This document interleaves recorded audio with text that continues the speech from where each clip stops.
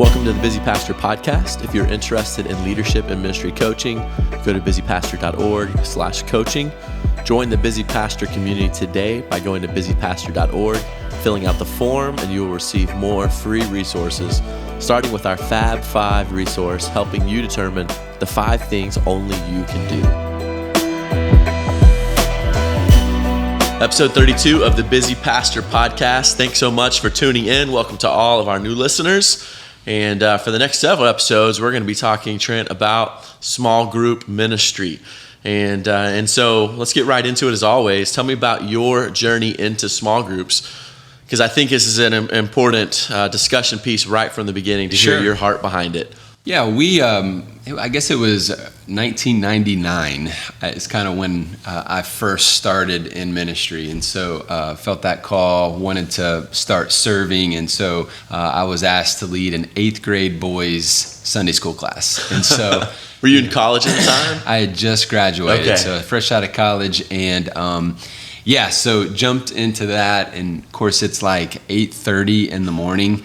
And so the early service. Yeah, and so it's basically the old sanctuary of our church is where the students met, and so they had all these dividers in each and every, area to kind of block off for small groups. So it wasn't really a really good environment. You could kind of hear, what was going on in other rooms, and so here I am with like these 12, 13, 14, 8th grade boys, and they were just, half of them were either, it was kind of this one half was dead to the world, asleep, and then the other half, they were just kind of wired and crazy, and so it's kind of like herding cats. And so I'm sitting there week after week. I'm called into ministry. I'm passionate. I'm gonna teach these young kids, what it means to follow Jesus. And I'm showing up, and then I'm like, just herding cats for an hour, and it was just miserable on one level. But then I decided let's hang out outside of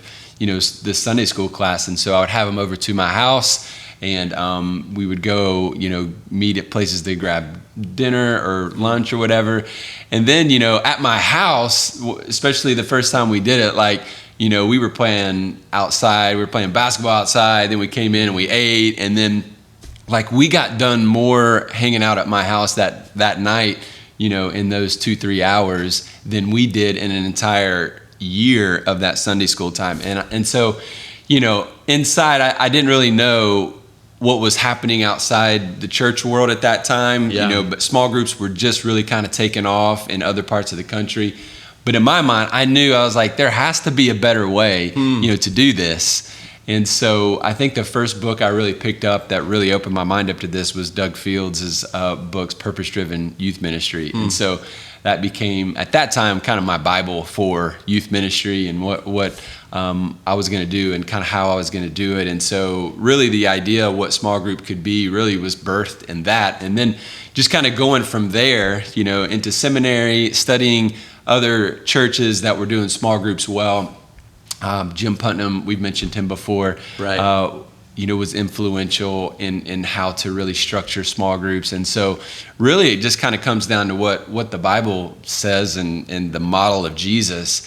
And after years of just kind of doing it, both ways, kind of Sunday school versus in homes, I'm 100%, after doing this for 20 plus years, being in a home with people that I'm trying to help grow is really just the best environment. But then outside of that meeting, spending time with these people in normal, with your hobbies, going to games, eating, just living life, really the combination of the two is really the model of Jesus and the best way, I think, that the Bible shows us to make disciples. Yeah, so you planted Foothills 12 years ago, and from the beginning, it's been one philosophy of ministry when it comes to small groups. It has. And so when you began to start the small group ministry here at Foothills, you were planting, you were preaching on Sunday, you were leading small groups. Oh, yeah. So what did that look like in the early stages of Foothills? Yeah, it's a grind because,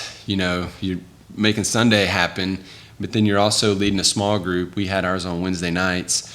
And then I was also doing these smaller groups of just men in the morning. So Yeah. leading an early 6:30 a.m., Bible study, leading a different group of people on Wednesday night, making Sunday happen, and just grinding it out, trying to do everything you could to develop leaders, develop, people that would then step into leadership roles and be able to lead small groups on their own. And so that was the schedule, and it was coaching small group leaders. Oh yeah, before you even officially called it coaching small group leaders. Yeah, before it was actual, levels and on paper. Yeah, levels of leadership. Yeah, you're taking other small group leaders out to breakfast and talking about their issues in their small group and how to help correct them and get them better. And so yeah, you're really kind of doing all of that, in the early stages. Yeah. So tell me about the difference of the Sunday school model versus the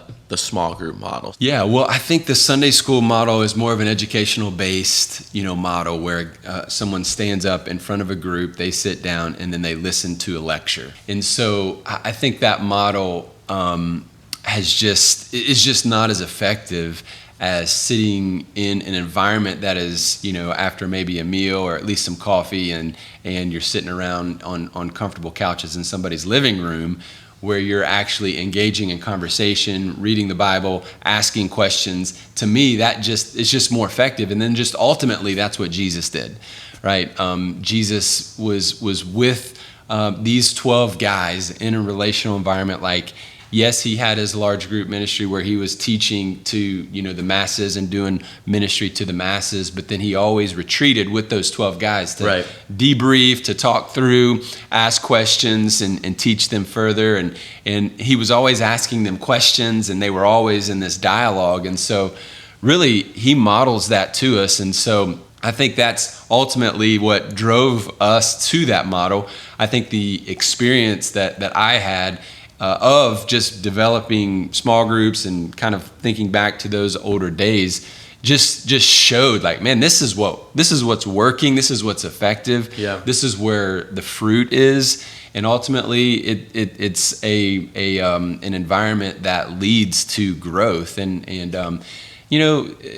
just depends on your culture and where you're at. I'm not saying Sunday school can't work. Right. I'm just saying small groups works for us better.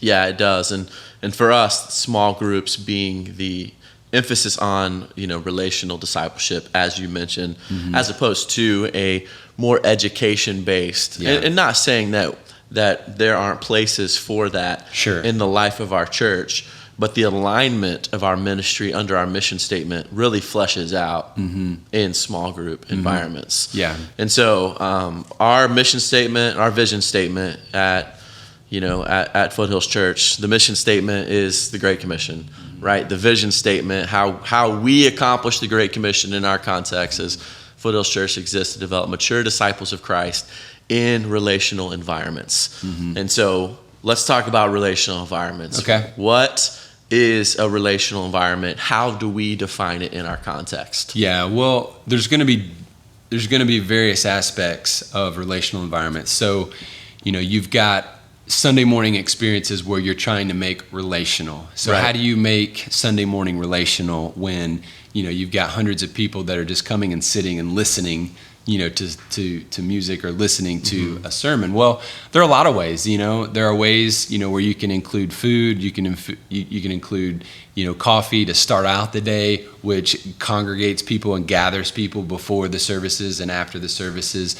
How you decorate and how the building feels when people walk in. Are there places to sit for them to congregate, for them to kind of gather and have conversations?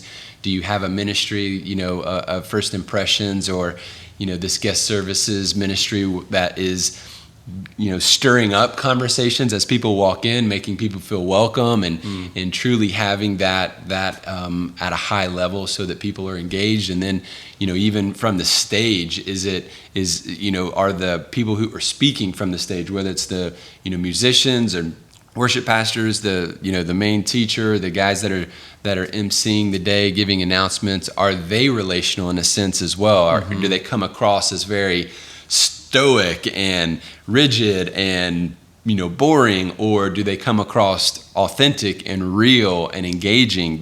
So all of that plays into it. But there's a lot of ingredients there. But at the same time, like for us, a relational environment ultimately is fleshed out in a small group. And so that's going to be 3 people to 18 people.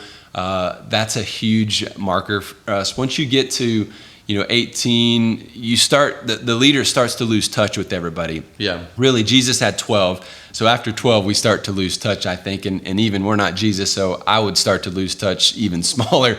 But at that stage, the leader and the co-leaders start to lose touch with everybody in the group. And so you go over 18, and now all of a sudden you have a small church. Right. And so, you've got to keep that small so that people are engaged relationally, and you know what's going on in everybody's life, and there's that flow of relationship there. And for us, the small group also is intentional about, hey, we're here because we want to grow as a disciple. And so we encourage our people to say this at the beginning of every meeting. Hey, glad everybody's here tonight. We're here because we want to develop as mature followers of Jesus. And so the reason for that is because it's really easy for groups to get off into other things, to get out of alignment, and all of a sudden now it's just about the meal, or it's about the kids playing, or it's about talking about sports, and you do that 1 night, 2 nights, 3 nights, and now all of a sudden you're derailed as a small group. And so you've got to keep that vision and focus on why you're actually here. And then obviously you want a group that is led by a more mature disciple, and you don't have to be Jesus, Moses level disciple, Peter, Paul, but you just need to be one step ahead of the group that you're leading. And so that's important, thinking how you think, and how you're living your life intentionally for disciple making and those kinds of things. So you're a step ahead. And then obviously too, you want it to be a place where people are building relationships. And so it's a safe place. And so people can share and be authentic, and people aren't going to talk about you outside of that group or share what you've said. So that trust factor has to be there. And when that trust factor is there, you can, be transparent, and you can be real. And so right. that's another big factor of what a relational environment is.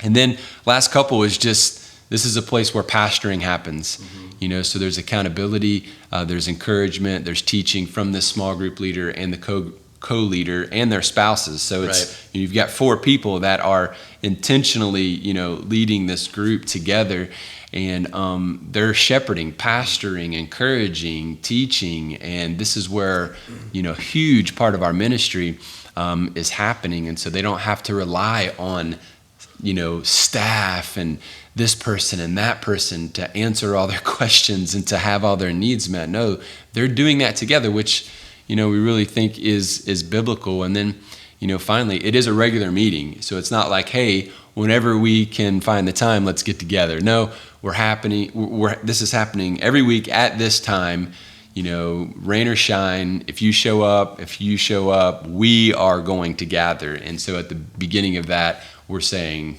when we attend this group, we're saying we're going to actually be here. Yeah.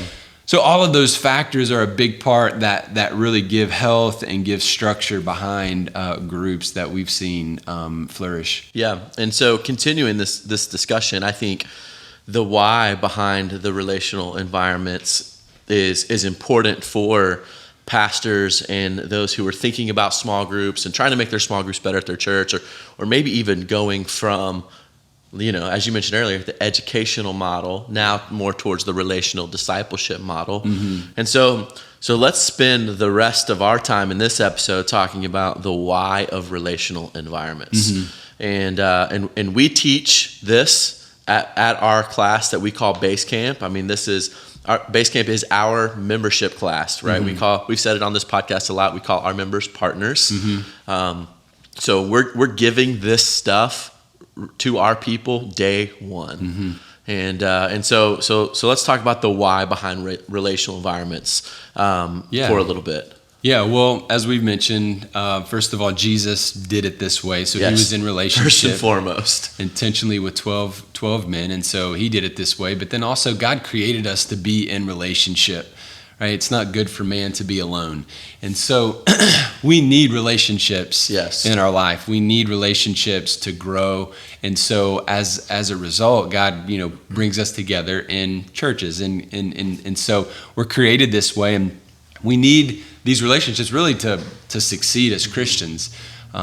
Hebrews 3 talks about exhorting one another every day, as long as it's called today, that none of you may be hardened by the deceitfulness of sin. And so, when we're not encouraged on a regular basis to walk with Jesus, live with Jesus, here's what it looks like, encouraging one another. It's easy for sin to creep into our life, our heart to become hard to those sins. And so, in order to grow as a Christian, we need this relationship, and then we need it because we can really accomplish more together than we can alone. Right. And so when Scripture talks about the church being a body, the body has many parts coming together, working together, combining resources together, talents together, experiences together, so that we can accomplish this mission of making disciples. And so, at the end of the day, I think the Christian life really hinges on our, willingness to relate to others in relationships.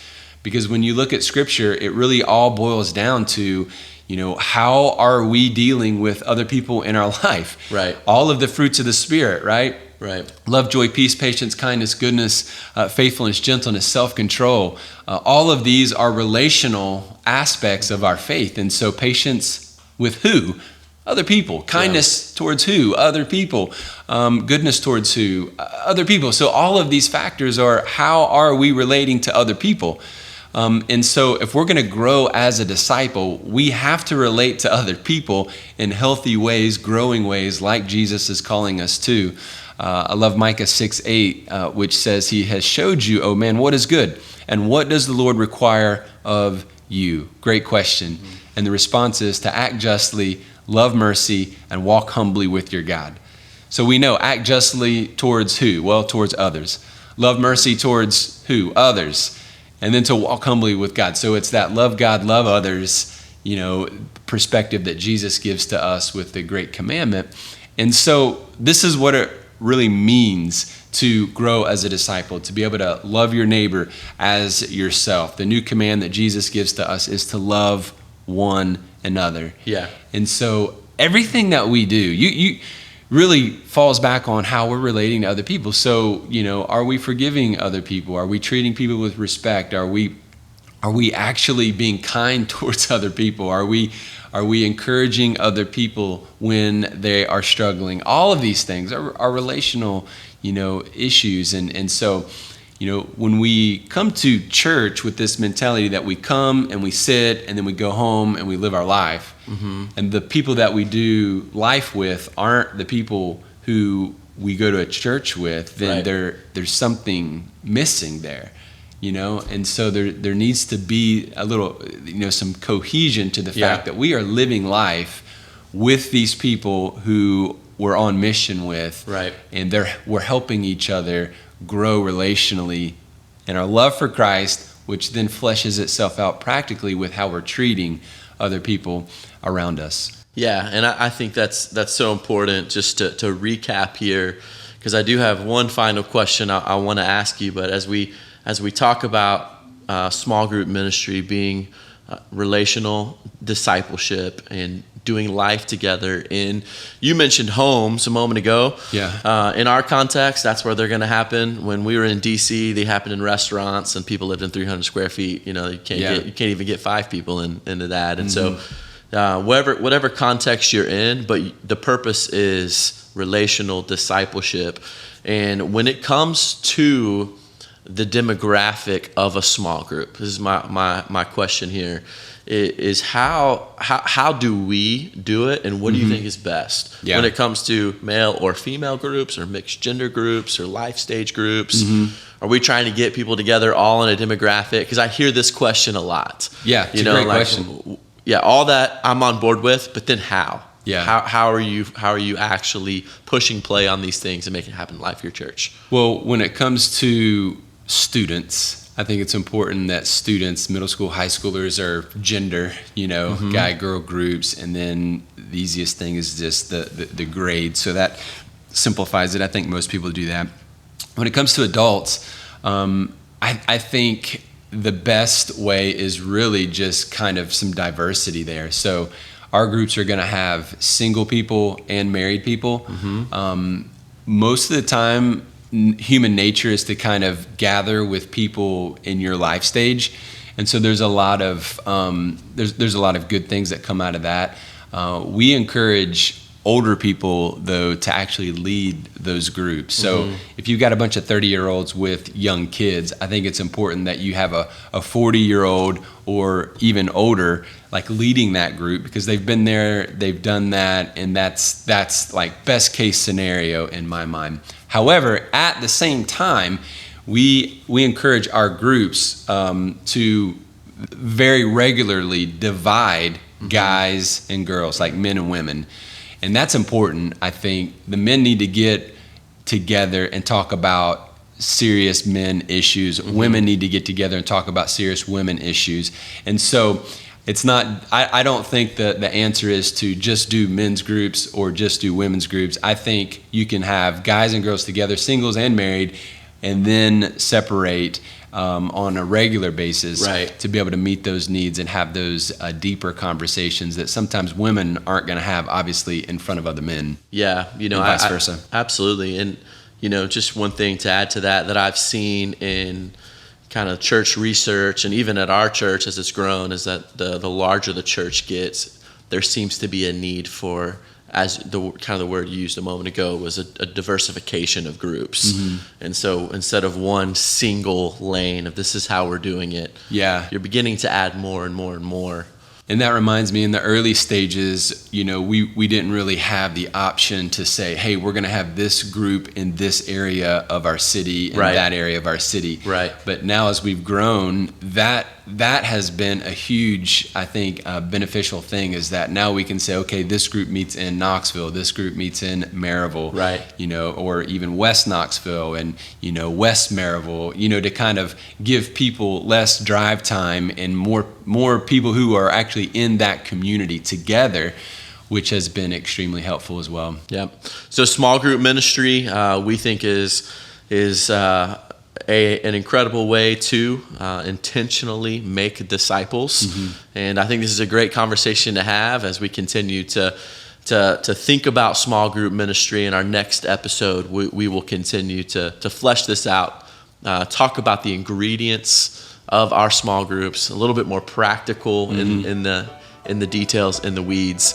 But until then, let's continue to be busy with the right things. Thank you for listening to the Busy Pastor podcast. As we close today's episode, we want to invite you to do a few things. Join the Busy Pastor community today by going to busypastor.org and filling out the form.